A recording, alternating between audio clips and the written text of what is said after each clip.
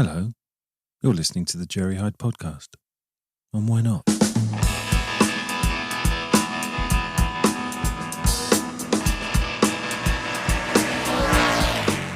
You could be forgiven for asking, does the world really need another podcast? The fact is, as long as there's people on this planet, we need to hear them. We need to give them a platform, and we need places where our voices can be heard, perhaps now more so than ever before.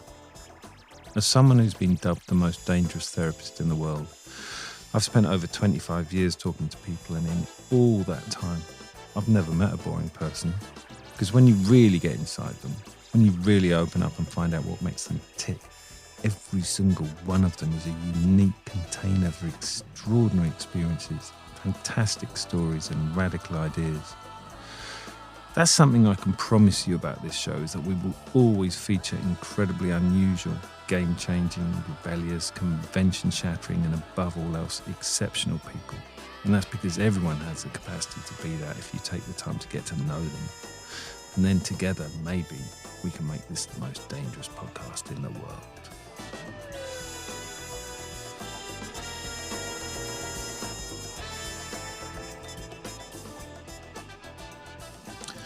Right, I have to admit to a little bit of bias on this next one. Tiny bit of favouritism. Ladies and gentlemen, today on the show we have Thai Truk Mai. Yes, Thai Truk Mai Hua. I should know by now. Mai Hua is a exceptional filmmaker, soon to be author, artist, and my partner.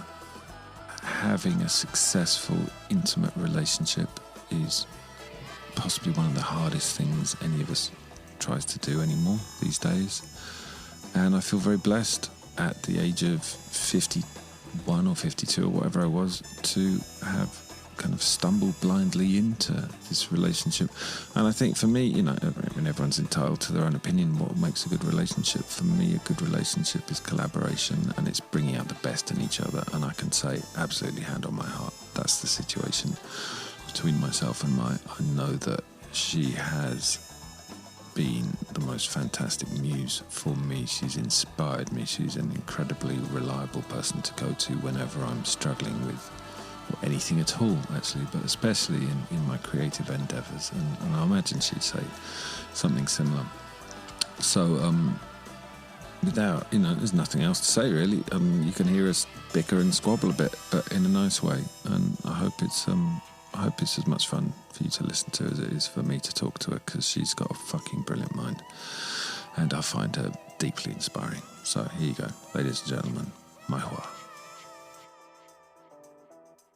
Last week I saw someone for a podcast, and she does it in French and in English. Well, you speak in French and I'll speak in English then. No, we won't do that. But I thought it was a quite amazing idea. So how does she do So it? some bits of the interviews are in French, some others are in English, depending on the subject and her inspiration. And she says, so English people can have the beginning of the interview, French people can have the end of the interview, and people who speak both can have the whole interview. So that's for everyone. Or no one. Yeah. You don't speak French or English. Yeah. Yeah. No, I don't think I'm going to go down that route. Okay. Yeah. We can do it in English if you want, but it will be with my French. Well, we can do it in French and it'll be very short. So yeah, I was just saying, this is the room where it all began, where we had our first ever conversation. And I'm just curious, what was it like when you first walked in here? So the first thing was going out of the lift and walk through these endless corridors. It's like Alien, isn't it? It wasn't scary, but it wasn't... It scares me, and I've lived here for 11 years. And by the time when you get from the lift to my flat, whether you're a weed smoker or not, you're off your tits because there's so much fucking weed blowing around that corridor. It's like being inside a bong. It's a long corridor with a lot of adventures at every steps, and at the end of the corridor, we have your rug outdoor. Where it's written "fuck off," and I felt super welcomed. And then I opened the door, and you have a little room where you hang your coats and so on, and then a giant "abandon all hope." Ye who enter here. Exactly. Yeah, it's above the door in the entrance to hell in Dante's Inferno. Yeah, so it seemed, appropriate. Yeah, and it was, like a whole adventure in itself. And then you open the door. No money back guarantees. Right? You see read the fucking small print. It's on the door. If you come to me for therapy, it's on the door. Abandon all hope. Don't say I didn't tell you. And when you open the door, then suddenly I was somewhere else, because here it's super colorful. You have all these big posters of Bob Dylan, of Jimi Hendrix, and your guitars, and all these red walls and red carpets, and the Panther old worn out sofa, and tons of books, and Shrunken Head. Yeah. And feathers and skulls, and it was a mix of, I guess, Woodstock and Moroccan atmosphere, something like that, and incense, and I never seen a place like that. I tell you what the inspiration was. What was it? Was the first Robert Downey Jr. Sherlock Holmes film. Yeah. Showed him in his study in Baker Street. And I say, I want to get one, but I don't know where you get them from. It was full of things like jars with preserved embryos and things like that. I haven't looked hard enough on eBay. But I remember looking at it and going, that is clearly the abode of a madman. That's how I want my practice room to look like. Because in the past, I worked in treatment centers and therapy centers, which there was a very famous author. Do you know Nigella Lawson? No. Okay, she's a famous cocaine addict. Okay. Allegedly. No, she's a famous TV cook. Mm-hmm. And she was married to a journalist called John Diamond, who died of cancer.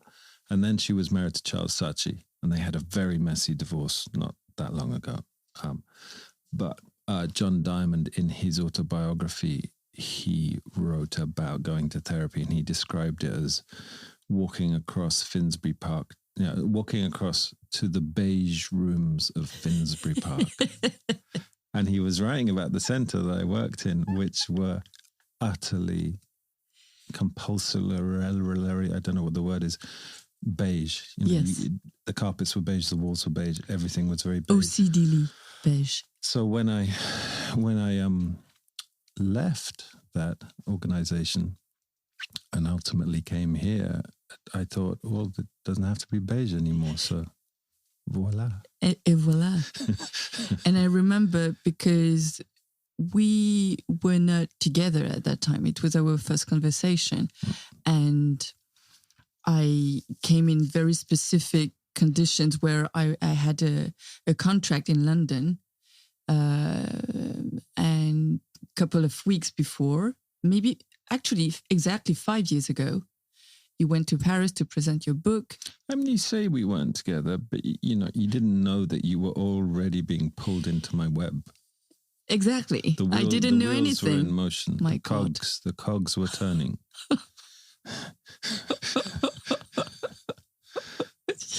But anyway, so we met in Paris for your kind of book presentation. And you were a groupie? No, I wasn't. And that's why we didn't talk at that time, because I wasn't a groupie. I didn't give a fuck. No, but I was coming to your presentation, didn't understand anything about the what it was about. Actually, it was just my brother sending me a message saying, broaden your horizons, meet people who like the same things as you, and meet new people. So go there. And I look at the mail and the description of the evening. Don't understand anything, but I just trust him, and I go there, and I see you there with Melissa Unger, our common friend, who was organizing that. And you were talking about things I've never heard about. And I was thinking, my God, I've never seen a therapist like this one. And I was impressed, but also overwhelmed because I did not understand quite well what you were talking about. I had been with a therapist. It was very complex. Maybe that's why. So I just came. Very deep. It was so really deep. I did not get there. So I just wanted to thank you at the end, but just went away because it was an appropriate place to meet you, to really meet you. And then I sent you a message afterwards because I had a blog at that time and wanted to film you for my blog, because I thought I've never seen someone like that. And we couldn't properly organize that. You were back to London. I was there in Paris, and we wanted to have Skype, and it failed a first time, a second time. And then I told you, okay, life will give us an opportunity to meet again. I am in Paris, you're in London. The first one who moves called the other one. And I just know you exist, and that's nice already. And just 2 weeks after, I have a new contract to London. And it's the first time I have a contract abroad for 5 different sessions over 6 months. And it's amazing. So I just send you this message saying, okay, life gave us the opportunity to meet again right now. So I'm in London. Are you available for this interview? And I came here, abandoned all hope, arrived in this room, and I remember you were preparing tea, and I was struggling with my camera because my microphone wasn't working, and I was very impressed, and I found out afterwards that it was just on mute. That was it. But I was so nervous. I didn't find out at that time. So decided without saying anything to you that I would film, but with no microphone working. And when I was filming you, I forgot that I didn't have the microphone. So it took me 9 months to edit that, because all the time, I'm sometimes I'm close to you, sometimes I'm away from you in the images. So you're talking like blah blah blah blah blah blah, blah. And it was a nightmare to edit. But yeah, that was the first time I came here. Mm-mm. And are you still nervous? What do you mean? Have the nerves faded? No, I'm not nervous anymore. Ah, good. No. All right. So fast forward almost 5 years to our argument last night. That's where I want to go next. I want to talk, remind me, because I'll forget. I want to talk about the crop top thing, and I want to talk about the relationship with your mum and the movie. But before that, I did think that the conversation stroke argument, I mean, I was arguing, you weren't, because that's usually the dynamic. Last night, I think it's an interesting one. And especially as, it's sweet because you're being protective of me, but you're also frightened that the whole world's going to think I'm a nonce. Nonce is English for pedophile. My God. Do you really want to bring that out now? Yeah, let's go there. Okay. Okay. I'm not frightened that you're nuns. Isn't it a nun? Not a nun. No, nuns are different thing. Yeah. Nuns are, Catholic Church, nonce. It's kind of interwoven. Oh my God. Nonce. When I was writing the Book of Sin, I looked up incidents of child abuse in the Church of Satan. Mm-hmm. 0, 0 point. And I looked up incidents of child abuse in the Catholic Church, and I got about 100 million pages of hits on Google. So, but we digress.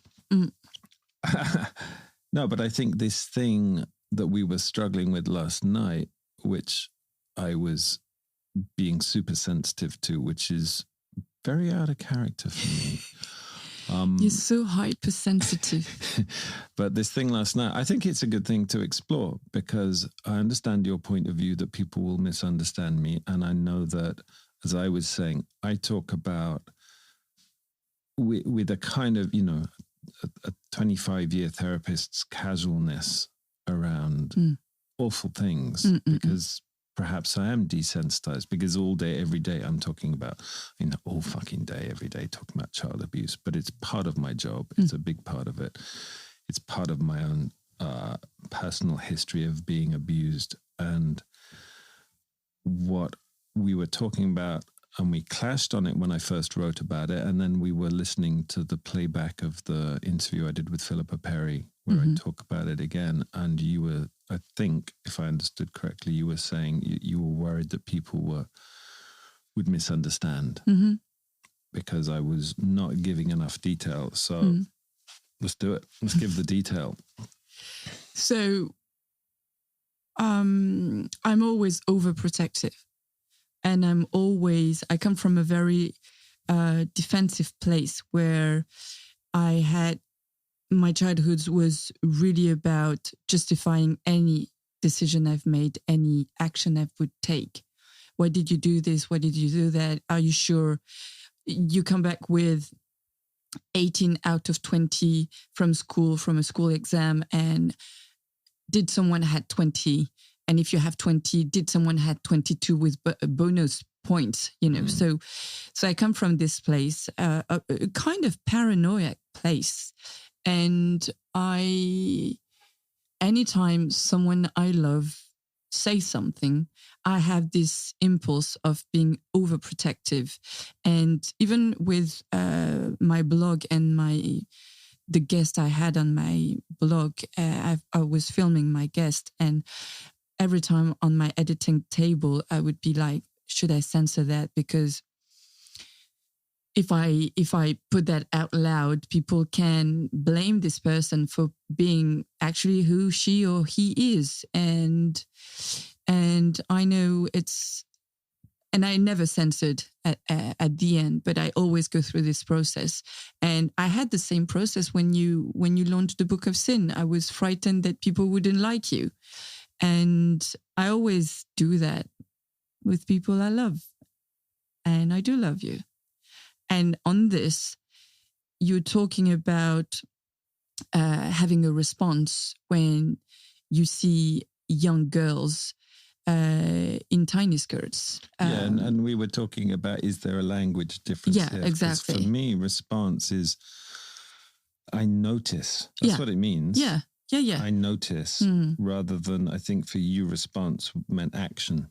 No, it didn't mean action. It meant, like, does it mean you've got a hard on? Yeah, but that's not an action. It's not an action in terms of there is nothing you can do to consciously prevent that. It's just a reaction from the body that can be programmed by your past, by culture, by many things that becomes you, but who are not you if it doesn't become an action that is about being gross and whatever. But we were talking about that during our fight. And of course, I see my children growing, your children growing, and I notice it. I notice that their energy is changing. And that's beautiful. That's very beautiful. And that is my response also. But, I was worried that, what do you mean by having a response to it? And I was very worried that other people would have the same reaction to. It's probably more my bad English than yours. So it's not, for me, it's an act of consciousness that I have trained into myself, rather than the also trained act of unconsciousness. I think our society trains us to be unconscious of, by shaming us. Yeah. Either overtly or kind of subliminally through cultural messages. And if you allow them to stay hidden, this becomes what we call our shadow side. Exactly. So as someone that I probably do self-identify as a shadow therapist, I'm always going into those corners going, oh, I wonder what's in this box. Oh, fuck, this is scary. Yeah. It is. But it's necessary because the things that I've done in my lifetime that I feel regretful about or shame for, I'm never, even when I was at school, I was always in shit. I was always in trouble. But the reason they didn't expel me is because they knew I never did it on purpose. I never, ever, I did it out of blind stupidity, ignorance, whatever, accident, mistake.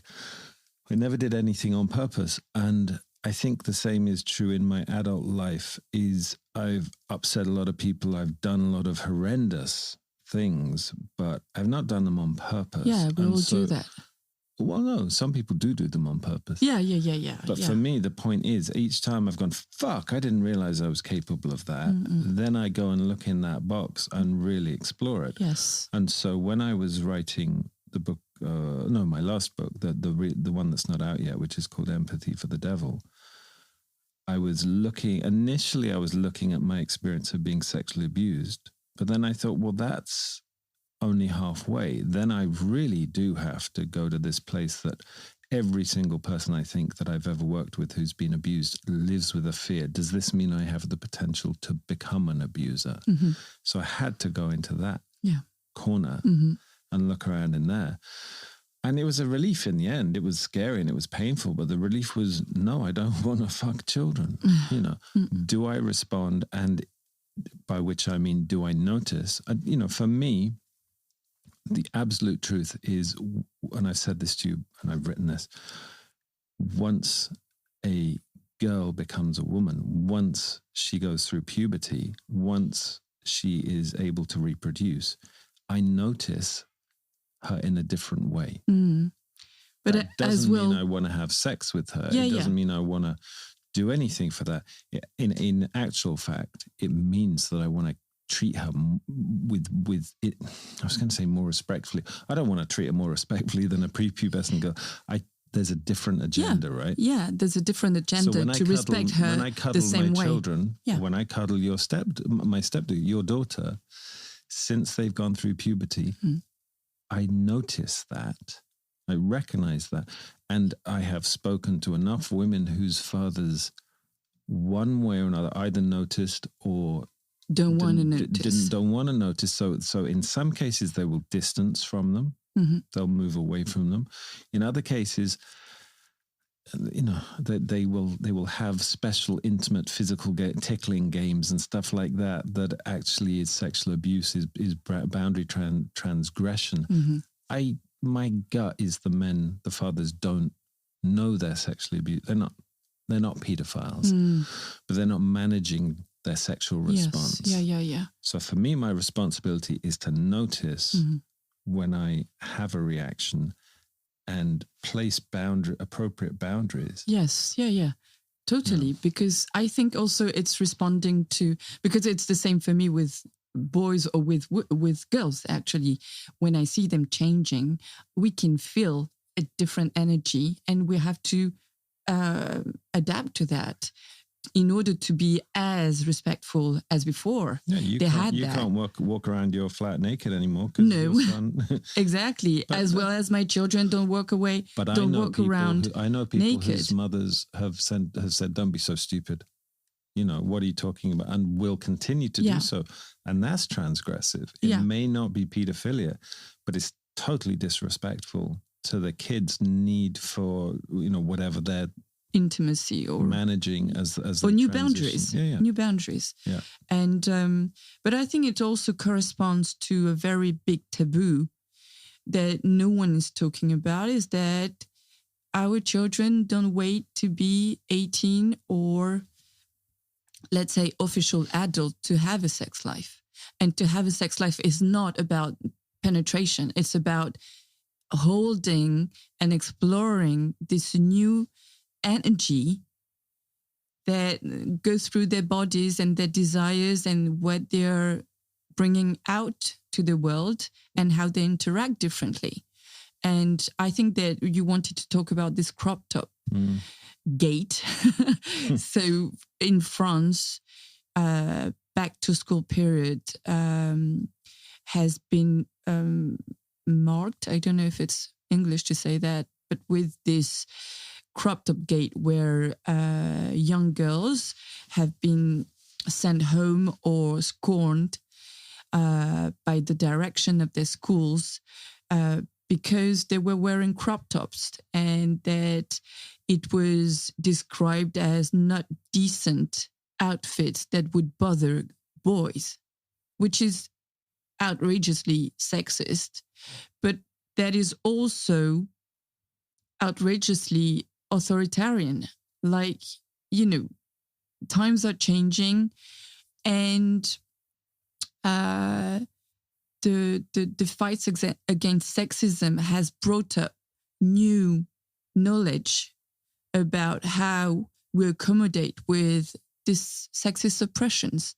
That is not, I mean, it's a discrimination against girls, but it's not good for boys either, because boys would love to have a sexual education, a sex education, as well as girls.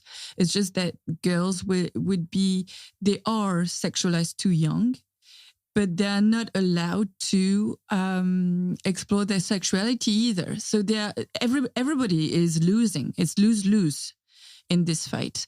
And I think that a lot of that you will bother boys is giving the message to boys that as soon as they have desire, that they feel desire, they have to be ashamed about it. They have to hide it, that it's obscene, and mostly that they won't be in control of anything anymore, and they won't be able to work anymore. Because what? Because our culture is really based on sexual oppression. So I told you once, I think, that I don't know if it was outside of England, in Victorian times, they used to put little skirts on piano legs. My God. Yeah. Because they thought that the shape of the piano leg would arouse, would cause sexual arousal. Yeah. Which may happen if you oppress sexual expression. Every time I look at a piano leg, not school kids, nothing like that, but a piano legs, I've got an instant fucking hard on. I can't help myself. And I'm all wet too.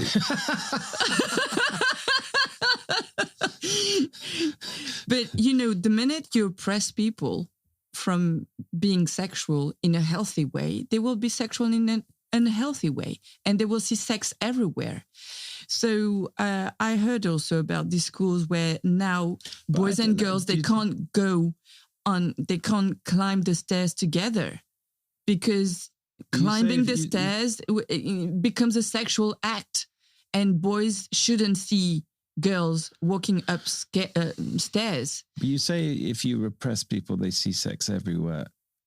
And I actually don't know the answer to this, but if you don't repress people, don't they also see sex everywhere? Isn't that a natural state? Yeah, but in a healthy way, like what we were talking about.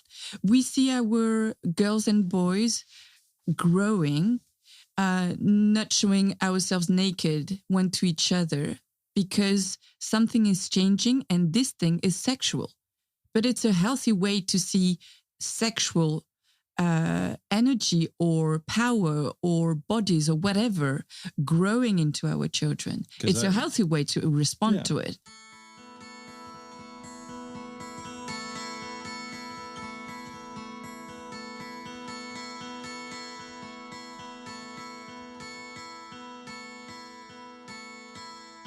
Because I was taught at shrink school, where one of the best parts of my training was around sex and sexuality. Every single human interaction, every time you see a new human being, there's a sexual assessment that takes place between the two of you. Every single person, which essentially, if you boiled it down, is, do I want to fuck this person or not? Every human being. Now, for me, there is going to be a fairly narrow band of people where the answer is yes, and a huge, some 95-year-old man is probably not going to do it for me. But in that, there's a millisecond where it's an animal interaction, where there's an assessment. And again, I think that's something we're shamed for, something that we hide from, and something that needs to be owned. Yeah, owned, and owned in a healthy way. Yeah. And you had that assessment when I came in this room 5 years ago. I had it a long time before then. But I had this assessment also, I remember. But the crop top thing, we've touched on it, but you haven't given the detail. So as I understand it from what you've told me, one girl was shamed. So and then it became a nationwide thing. Yeah. It was several things. It was one, different girls in different schools, amongst which the school of my own daughter, where one or two couple of girls have been sent home or despised not by boys, by adults. That's the point. Who would say, either we're not going to the beach anymore, or you're bothering boys because of your outfit, What do you mean we're not going to the beach? Is that something? Because it was too laid back. So it's interesting. Who also wasn't going to the beach? The children. Your outfit is like going to the beach. Oh, I see. Okay, right. And now we are in a more formal situation at school, and we would like you to wear formal clothes, which is not sexist actually, but that has to be applied for both boys and girls. So there is discussion, but discussion is nice. It's good because it brings out the different symbolism of an outfit. And it's also worth just stating that in France you don't have school uniforms. Exactly, right? We don't have school uniforms. Yeah. So, and I'm quite okay as a parent that no one should go to school wearing bra and panties, and that's it. They shouldn't go wearing those. No, things. I think they shouldn't. So I understand this notion of decency. Yeah. But then just bra and panties. You don't mean just because yes. Yeah, just that. Yeah. So I understand that there is a latitude of choice to have this decency thing. But then it has to be discussed because people are changing, the society is changing, fashion is changing, and boys and girls during the whole summer have been, and after maybe, confinement and being all separate, they have been together, celebrating being together, and girls have been wearing crop tops, and it's all been fine. And there's no problem about that. But back up a minute. I agree with you. Yeah. But this week, I don't know if you have the same expression in France. We call it being devil's advocate. So just for the sake of discussion, what entitles you to make the decision that it's okay to wear a crop top, but a girl can't, or a boy can't show up in a swimsuit? Exactly. So me, do you say me or me as a... You personally. Yeah, I'm not entitled to say what is a decent outfit or not. But why would the director... But what is it? What part of you is it that says, I agree they shouldn't show up in their underwear. Yeah. But they should be allowed to wear a crop top. Why? What's the difference for you? Oh, the difference for me. Yeah. It's interesting. So I guess that it has to be a mix between what people are usually wearing, and maybe I'm wrong, actually. They should be allowed to go in panties only. I don't think it's a matter of wrong. I'm just interested that you've got one rule for these people and one rule for you. And I'm interested in how you legitimize one and not the other. Because I think that they're called underwear because it's an intimate part of your outfit, like your do you say your panties for men? Not really. Not really. So there are certain guys I know, but on the whole, we wear boxer shorts. So we have real men wear boxer shorts. Okay. So let's say that we have underwear, because underwear is intimate clothing. But if they came in a swimsuit, which is worn in public places, why would that not be okay? But a crop top would. You haven't thought this through, have you? No, I haven't. But swimsuit is meant to swim. It's for parading on the beach also, and men and women both do this, and they take pride in their swimsuit for going to the beach. For going to the beach. They don't just wear Speedos because it makes them swim faster. I mean, I do. I look fucking great in Speedos, but we're not here to talk about that a crop top is worn in cities, is worn in the metro, it's worn for everyday life. Yeah, and why? Big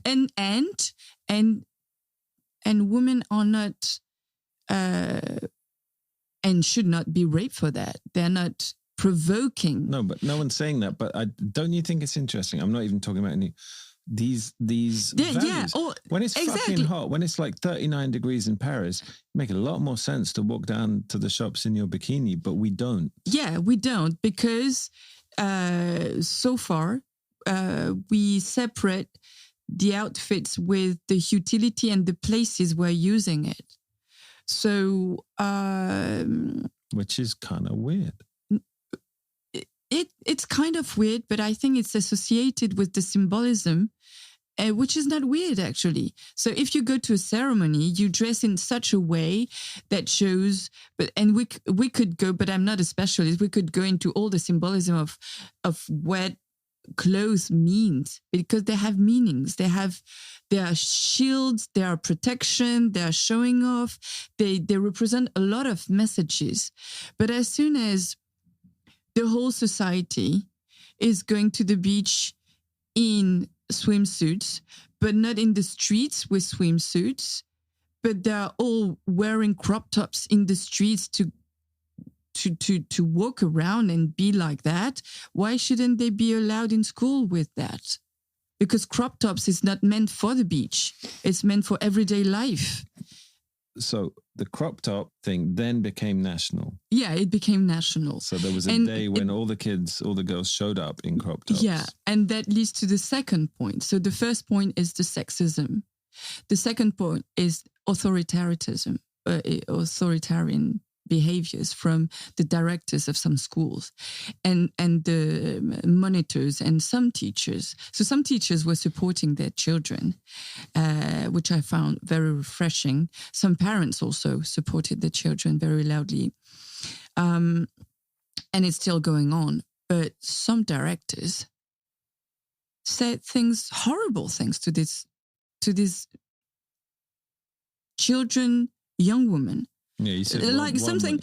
Some of them. So some monitors said, "We're not at the brothel." My God, this is such an aggression.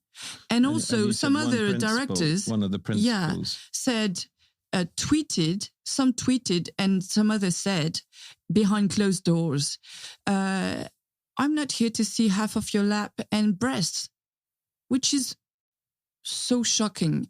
And this is not decent to say that.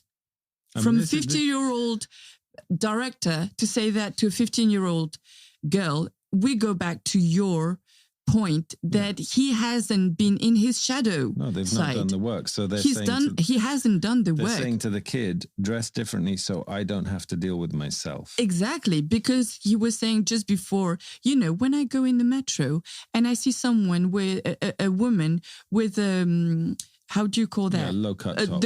A low cut dress. I don't know what to do with it. Deal with it, for instance.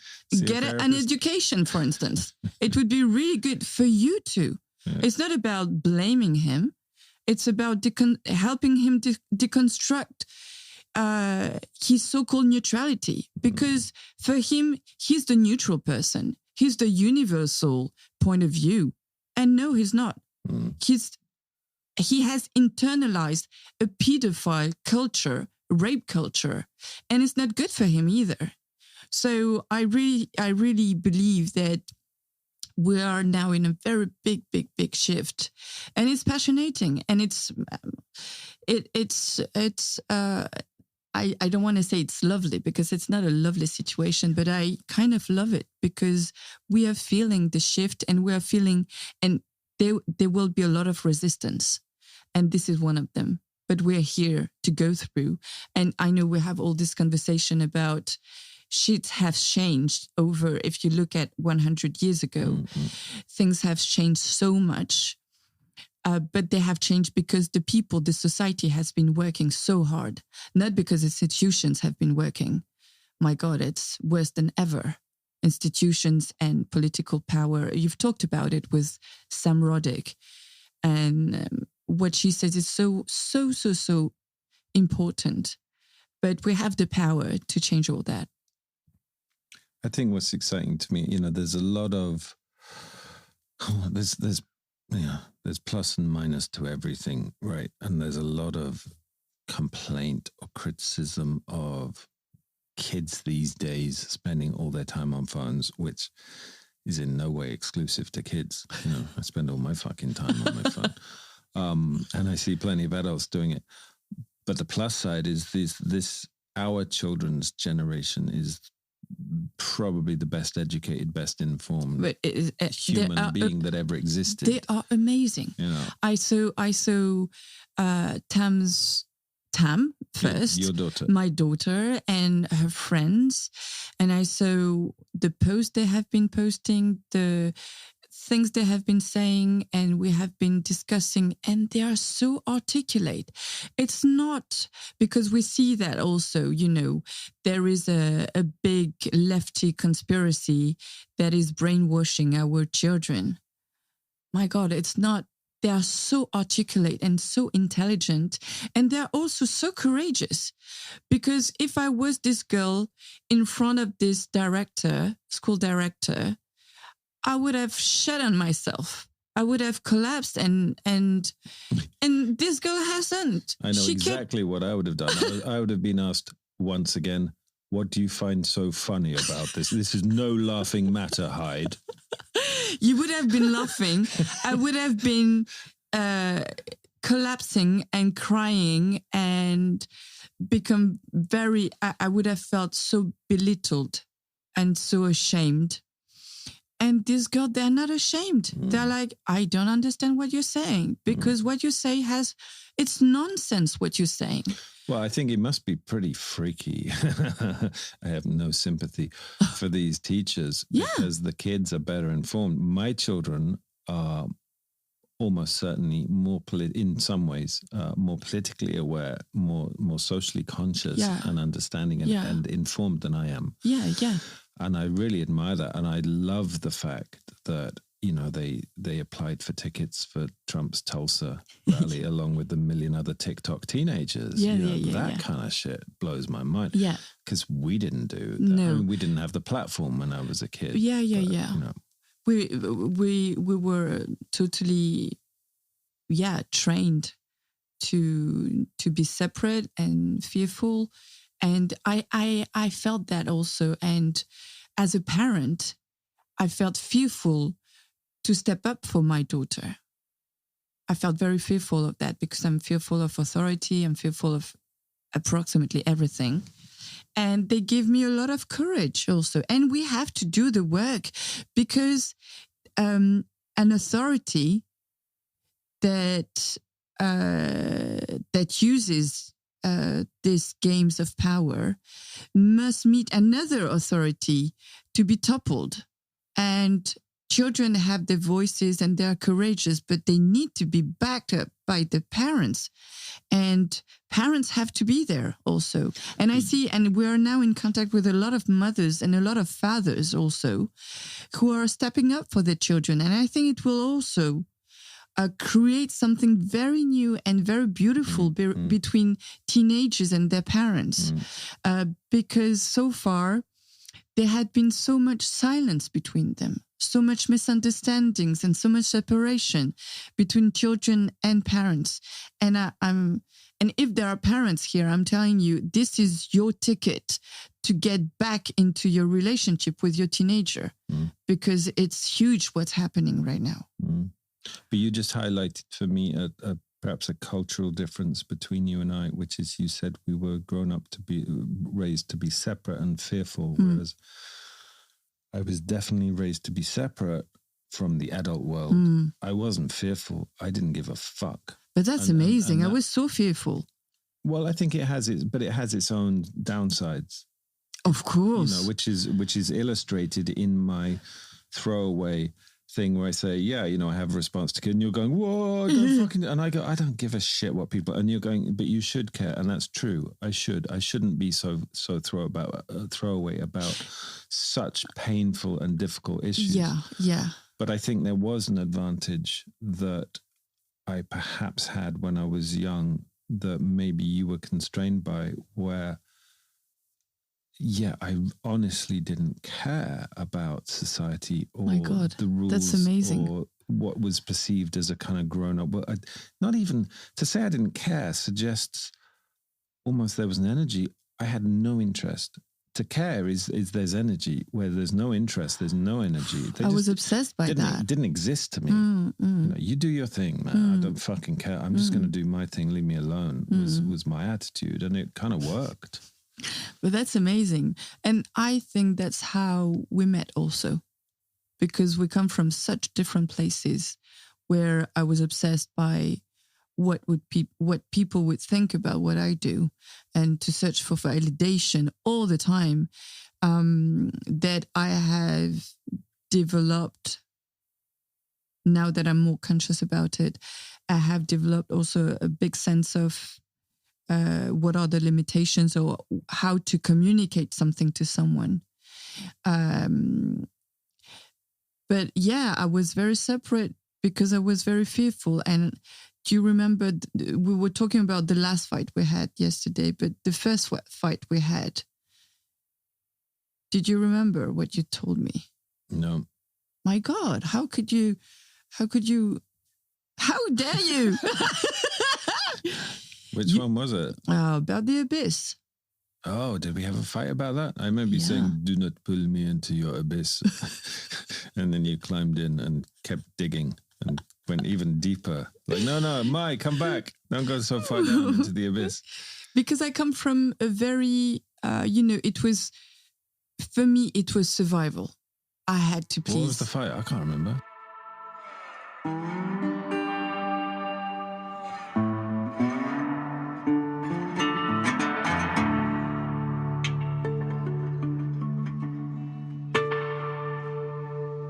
The fight was about, you're so surface, Mai. Ah, that one. That wasn't the first one. The first one was when I think you told me to deal with my misogyny. That really pissed me off. Ah. Yes, you forgot that one. Yeah, I forgot that one. We have very profound fights. That's nice. Yeah, I was collapsing because I was in the process of making my movie. And we had this fight because I didn't dare facing the wounds and the pain that was actually guiding me for such a long time. And everything was very beautiful. And I had this beauty blog, and I had all this money, and I had everything. Except what was really much more essential, that is about this, let's say. Oh, it's the one where I said, I don't want a fucking L'Oreal package. I want all of you. I don't want a fucking L'Oreal package. I want all that you are. And then I think you started hitting me, and I celebrated because I got. You were so happy when I started hitting you. I love it. Like last night, I was in a real fucking grump. I'm not talking to her, and then you started getting angry, and I love it when you get angry. Not because I'm pleased that you're upset, but because I see the kind of three-dimensionality of you, and it's the first time, I'm not separating myself from a great many men who, throughout my life, I've been very frightened of women's anger. And it's the first time in my life I've been able to really, and I think it's because you're not abusive in your anger. I can really celebrate your anger, and I see you, and it feels, I can't quite, the first word that comes to mind is joyful, but it's like, yes, here's her passion, here's her truth, here's her hurt, here's her rawness, and it just wipes away all my sulky shit in a moment, and it always makes me laugh, but not. I'm not laughing at you. It's not contemptuous laugh. No. It's kind of, wow, this is impressive. Yeah, because I'm very impressive when I'm angry. Well, apart from when you're angry with your son. When you're angry with your son, it's another whole fucking.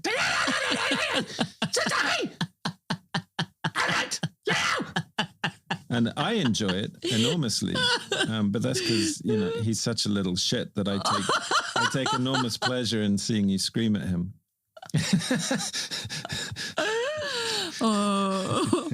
He's also my hero. It's I know he's your hero. What is actually amazing is that we never talk about anger, and we don't talk about it mainly in couples and in society out there. Anger is a very bad thing, but for me, I think I became really. Well, in France, surely anger is just something the English do. Why do you say that? Do French people get angry? French people get passionately philosophical, but do they get angry? I think English people get angry. We punch each other at rugby games or football matches. We do that also. In not just football, the gilets jaunes. there is a lot of cops. There is a lot of anger in France, but it's not. It's not owned. And because it's like sex, it's not owned, so it comes out in a very unhealthy way sometimes. Most of the time, your cops scare me. My God, English cops don't scare me, but French cops. But anger and the access to anger that I felt not allowed actually. You were inviting me to get there. And even more, actually, it was like a new language I didn't know, and I had to actually, because I felt I was not running out of time, but we had this relationship going on and I really loved it and I didn't want to lose it. And it was urgent for me to grow. I had to grow very fast in order for myself, but also to remain in connection with you. So it was a foreign language, but when you're in love, you learn faster. So that kind of segues into your relationship with your mum as well, doesn't it? Anger. Rather neatly. And the film, and the reason I thought that was worth talking about is you were saying that you'd worked with a therapist who said, look, forget it, that relationship would never be healed. And I was saying to you, if I was the therapist in that situation, I'd almost certainly have said the same thing, because it's almost unique for me. Yeah, I think there was a time in therapy, maybe the 80s or the early 90s, where the advice was, go heal your relationship with your parents. And I always thought that, for a start, it never fucking ended well. I saw so many people get into worse situations. But I always thought it was a little bit unfair, because you get these people of my generation in therapy working through it and then confronting our parents, and our parents aren't in therapy. They don't know what the fuck we're talking about. They haven't begun that work. So it felt like a bit of an ambush, and it always went badly. So I'm kind of more inclined, when I'm working with people, I get them writing letters to their parents that they never send, and I get them talking to empty chairs and shit like that. And then sometimes the relationship improves through that work. But you're one of the only people I can think of that just went, you didn't write a letter, you made a fucking movie, about it. And it didn't look very promising for a long time. And at this stage, coming out the other side, it's amazing what you've done. It's funny because it's my mom's birthday today. And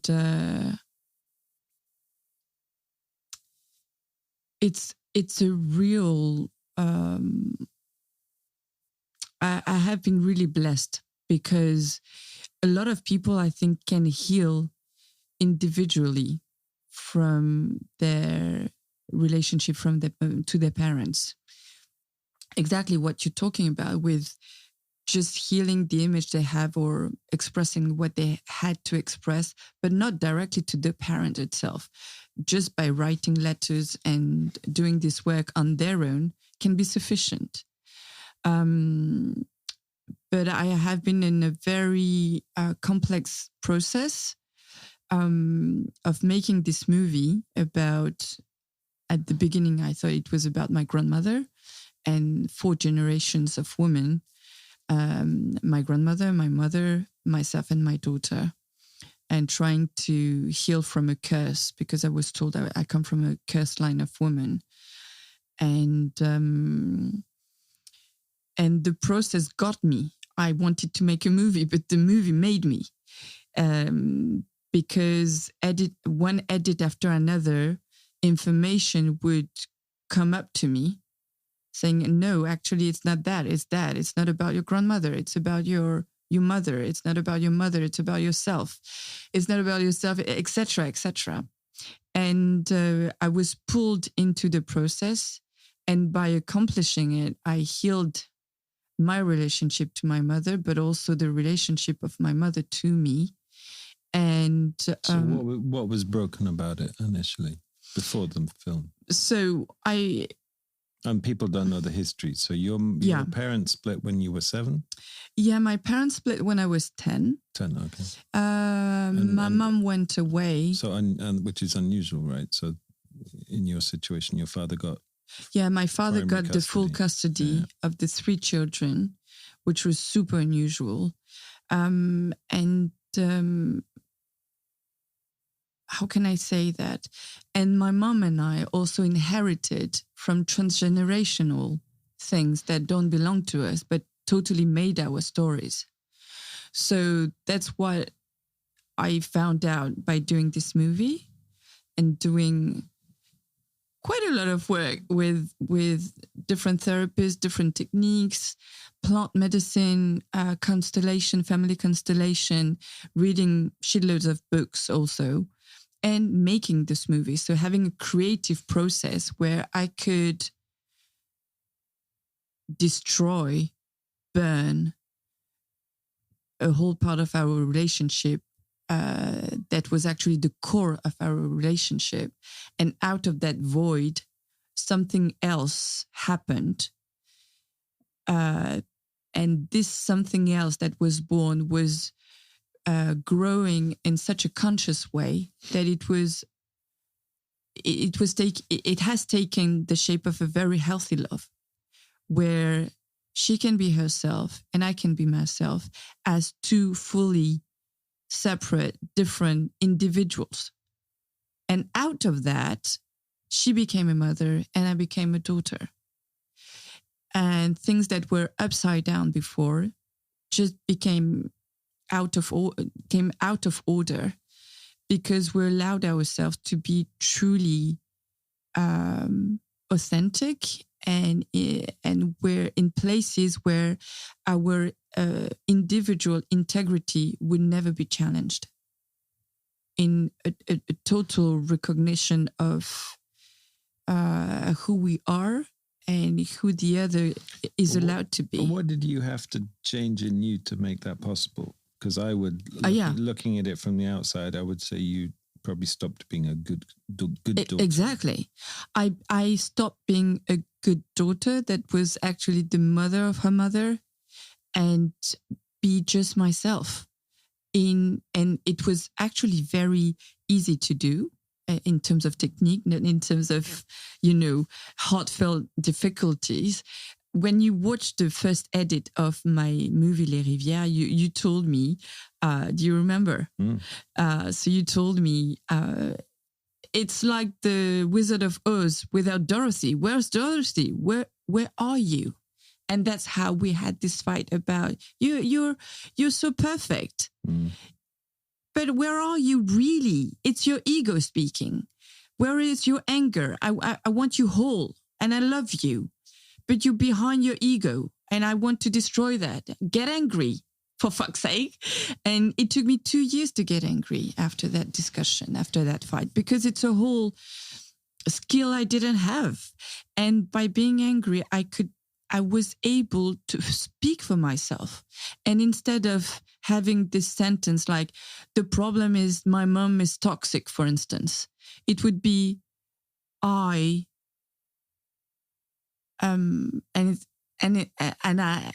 will be very emotional about that, and I will always be, but it was suddenly to say, I felt pain. And that transformed my whole life, to be able to say, I feel this or that. And because suddenly I was the center of my life. And it was not my mom, and it was not my dad, and it was not my brother, and it was not my horrible boss, and it wasn't anything about other people or external situations. It was about me and just saying who I was. And it's not big words. It's not, I'm an artist or blah, blah, blah. It's just, what do I feel right now? What do I need right now? And so me is not an entity. It's like, at the present moment, what do I feel and what do I need? And you shared to me that amazing conference from Gabo Mate, and he makes this relationship between your mental health, your physical health, and you being an authentic person. And he was saying a lot of persons who are deeply sick around me, who have autoimmune disease or cancer or things like that, heavy things, heavy sickness, are actually inauthentic people who totally forget themselves in the process of so-called helping others. But actually they are empty shells who don't know who they are because they've been trained to always serve others. And that was my story unfolding in watching this conference. And when I linked that to my movie and to my existential process, it was exactly the same thing. Where are you? And I was nowhere. I think when there's a family secret that's denied, everybody feels spaced out. When I was a kid, I was brought up in a family that which the pretense was, we're the model family, with a middle-class family with the drive and the garden and the beautiful car. The beautiful car, and we go on skiing holidays, and the children are at private school and blah, blah, blah, which was all true. The secret which was secret from me and my sister until we were adults, more or less, was that my father was alcoholic and he was a serial adulterer, and that he had attempted to murder my mother on at least 2 occasions that I can think of. And once that secret was revealed in my early 20s, I felt the beginnings of sanity. Took a fucking long time to pull it all together. But that was day one of feeling sane. The 22, 23 years up to then was a kind of Alice in Wonderland. What the fuck is going on here? I can feel something's weird, but no one's admitting it. And the people who are in charge of this situation are saying everything is fine. I remember being taken to a psychiatrist when I was 14, and it was like, there's all these problems with this kid. He's not performing well at school. He's getting into trouble. And the psychiatrist asked my parents, how's your marriage? And they both went, fine. Brackets, let's not mention all the other shit. And when I saw your film, it wasn't just the, where's Dorothy? It freaked the fuck out of me, because it was like, hold on, this is a film about a pedophile and no one's mentioning it. And I feel profoundly disturbed by this. Yeah, because I think that the turning point, I mean, not in terms of myself, but in terms of the family dynamics, was to understand the system of loyalty we had towards my grandfather. But I think that in any family, there is always, the patriarchal figure where everybody is in awe with whatever he does, because it's obviously very often a he. And when I understood that I was perpetrating this loyalty and that I was passing on that to my children, I knew that the curse was about that. Also, it was about plenty of things. Broken relationship between men and women, broken relationship between mothers and daughters, broken relationship between children and the parents who are supposed to protect them, but who are actually breaking them. So the family was actually the most dangerous place in the world, not the safest one, the most dangerous one. So yeah, and then when it begins to make sense why it fragmented. Exactly, right? Exactly, because How could your mum leave? Well, once you put that piece in the picture, you can understand it. Exactly, because of that loyalty, everything was fragmented, and this loyalty was possible because everyone would shut down.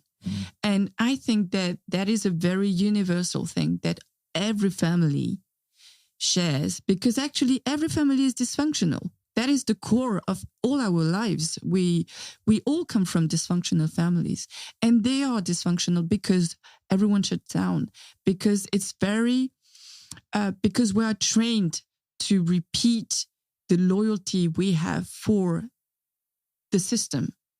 And we are repeating that in society, and the society in exchange ask us to repeat it for our children and in our families. And that's coming back to the discussion we had before. So making a movie was the ultimate transgression in my family, because I wasn't only speaking out loud, I was speaking publicly.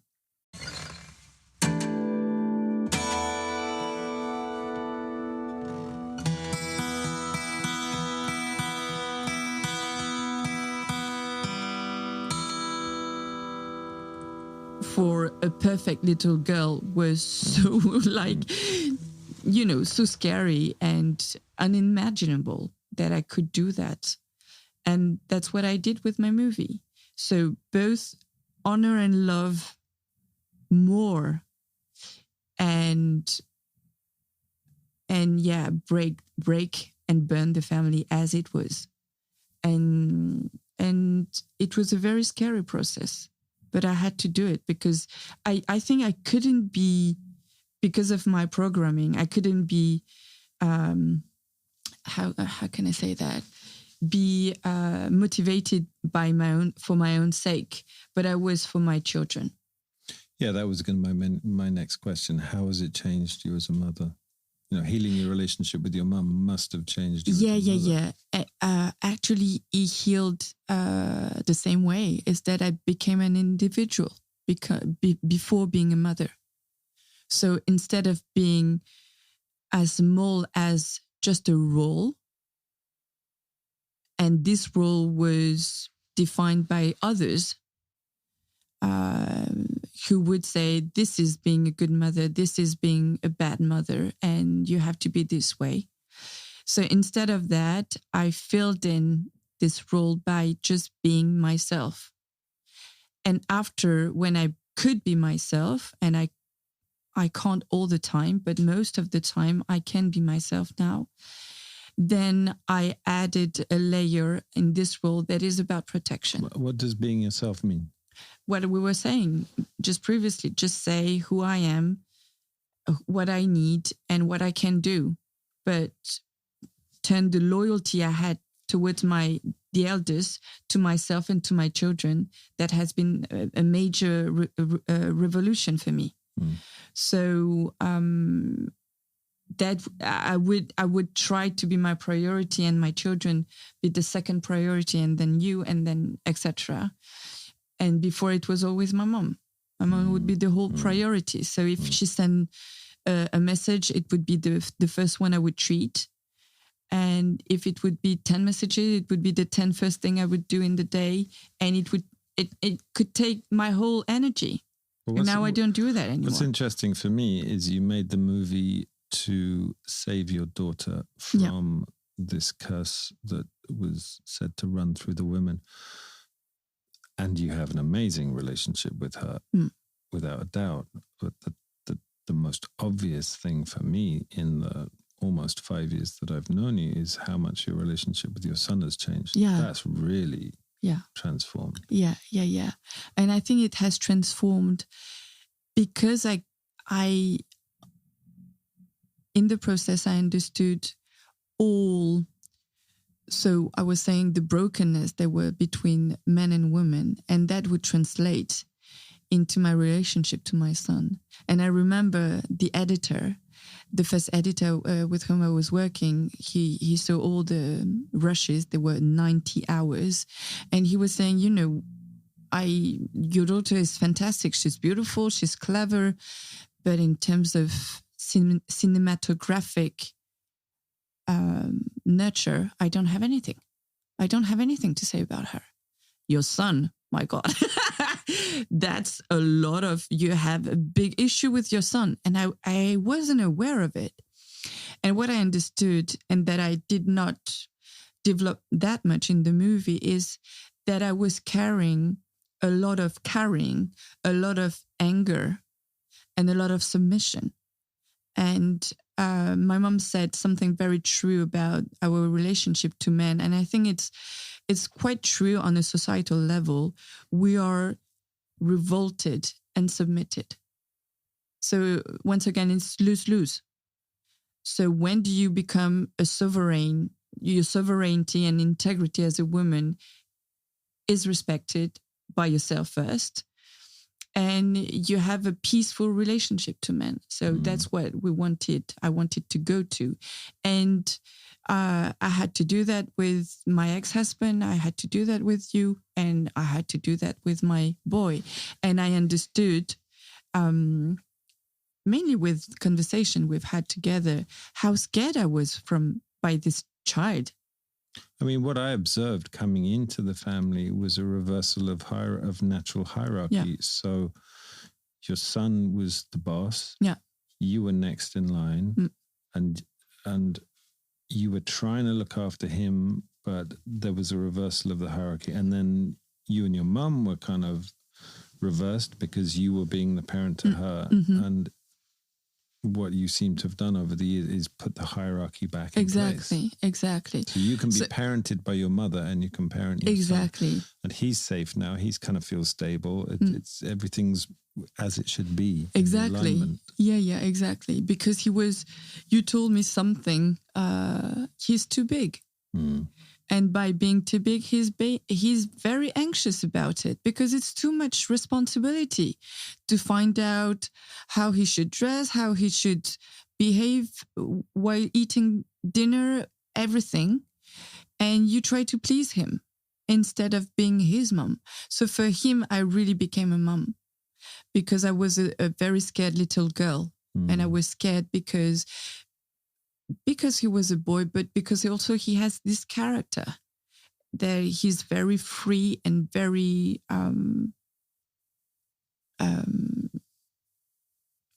he's both sensitive but very daring and very authentic.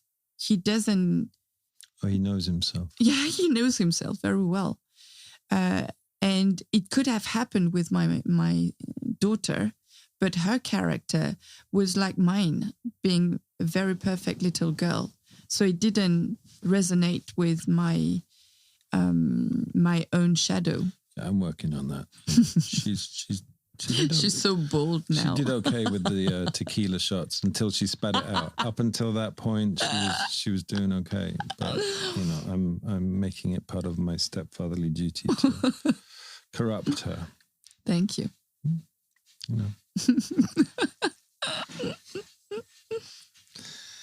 What else is useful, do you think, or important for us to talk about? Because I think what my thinking is, you and I have these conversations all the time. We might as well get it down on tape and share it with people. And I think we've talked a lot. I think I talk to you. You often ask me things because of my role as a therapist, which I guess is useful. But I often come to you for the more socially complex things that are happening in the world. Like I didn't really understand why there was such anger towards Adele, for cultural appropriation. I was going, but so she's got her hair in bunches, but I see lots of black women with long blonde hair. And you're really good. I trust you completely. It's like when I feel stupid or ignorant or confused, I come to you, and you've got a very, very intelligent way of explaining. So perhaps you can remind me, because I can't remember what the fuck that was. I do remember actually, but I think that if there's stuff around that you want to talk about, it's such a hot topic. Yeah. So after George Floyd was killed, there had been a whole, I don't know in England, but I think in England too, but a kind of revolution, cultural revolution around the race topic. So that is not a biologic topic, but is a social, structural topic, systemic topic. And the main thing is that, coming back to this neutrality thing, the neutral thing now is actually white. So the white point of view is neutral, and anything around is seen as othered. And you are free and equal if you're white, actually. If you're black, you have much more difficulties in finding a job, in finding a house, and in not being killed, basically. So being in this society is being in a society that is not symmetrical. We don't have the same lives if we are white and if we're not. And this whiteness thing is also changing. For instance, if you were coming from Arab countries or had Arabic origins in New York before September 11, you were seen as white. And after, you were seen as not white. So this whiteness privilege is a moving thing regarding the white people themselves, who decide who the limitation will be. And in me growing up, I had been on both sides. So I come from an immigration that is liked by white people, because Vietnamese people are very discreet, they are very functioning, they are very working. But mainly this being discreet is really good, because they're working and they never say anything. They will never show up. So they will never take our places. So Vietnamese people have been very welcomed in French and white society. And going back to this cultural appropriation, what people say is that we've been obliged not to express culturally. In France, we have so much prejudice against black girls because their hair is said to be not indecent, but not appropriate. But my God, it's their hair. So, and then suddenly you see Kim Kardashian doing tutorials about how to braid her own hair. And that's how Adele wearing this hairdo was taken, because I don't think she meant to look cool because she would take this black culture for herself, like Kim Kardashian did. Maybe she didn't. She was just unaware. But it's true that for figures like her, but even for you and me, or for even everyone now who is an individual, but is also socially integrated in a job, public representation, and social media. We are both individual and collective. And what we say collectively has to be done with more conscious. And sometimes I get a bit paranoid about it. If I do that, will people say that I'm this or that, and et cetera, et cetera. But I think it's healthy discussion we need to have about. Yeah, I mean, I'm curious, and I guess I don't know where the line is because, what's an example? I don't necessarily understand the difference between Adele adopting a certain hairstyle and, right, this is a bit of a stretch, but as I understand it, most cowboys originally were black. Mm-hmm. Denim jeans were designed for cowboys as hard-wearing work clothes. Mm-hmm. And I wear jeans. Yeah. Mm-hmm. What's the difference? Am I not part of a cultural appropriation, therefore?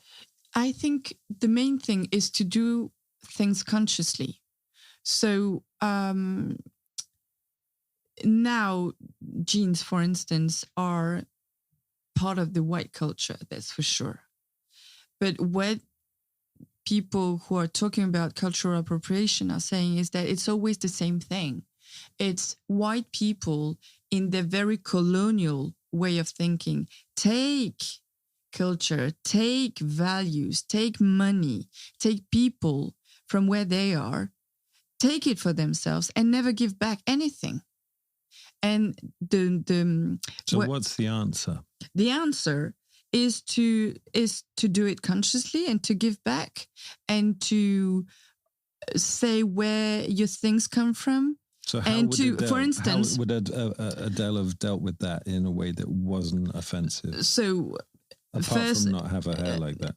First, not have this hair, or have it done with someone who is braiding her that comes from the community. For instance, Black women who are braiding are paid almost zero to do that work of art. The key is the acknowledgement. So the acknowledgement is to promote these cultures, to promote the beauty of their richness, of their values, and not always take it for yourself and look cool for it.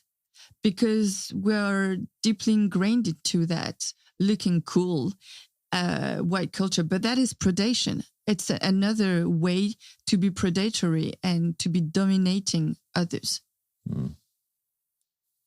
And, it's the same. Should I wear a jacket that is coming from North Vietnam?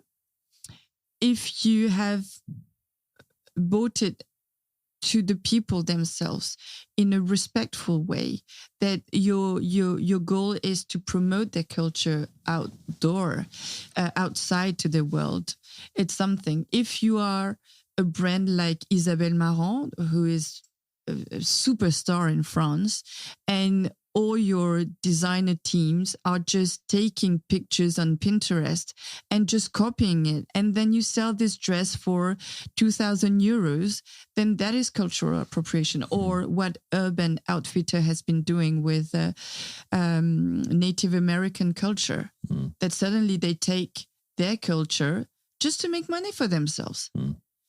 So of course it's different when you're a big company making so much money, and it is just part of a very capitalistic way of life. And when you're an individual, there is you and me, and there is Adele, who is followed by millions of people, and where she has also a responsibility. But we actually do all have a responsibility now to be more informed and respectful. Because we all come from a colonial, and I include myself in that, a colonial programming. Yeah, no, I do envy your the way your brain works. I think mine is more linear in some ways, but you're able to hold these very complex, for me, very, very complex social, multi-layered things that are going on. Cool. That'll do. That's not the last time you and I will talk for this show. First of many. I love you. Thank you. Love you too.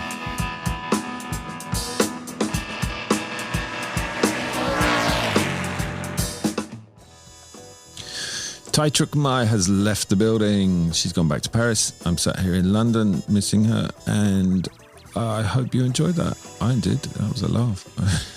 She always makes me laugh, which has got to be at the heart of any good relationship, I would say. We recorded it here at my house in North London. The title track, as ever, was recorded at Nick Van Gelder's studio in Tufnell Park, which he also produced and performed on, as did I. Keyboards by Kenny Dickinson in Los Angeles, California. Trumpets by Noel Langley somewhere near Luton. And vocals by Shana Gorman in the back of a van. If you enjoyed the show, please give us a like or 2 or 5 stars or whatever the system is, and share it around and follow us and tell people that it's the best thing you ever fucking heard. See you next time. Bye.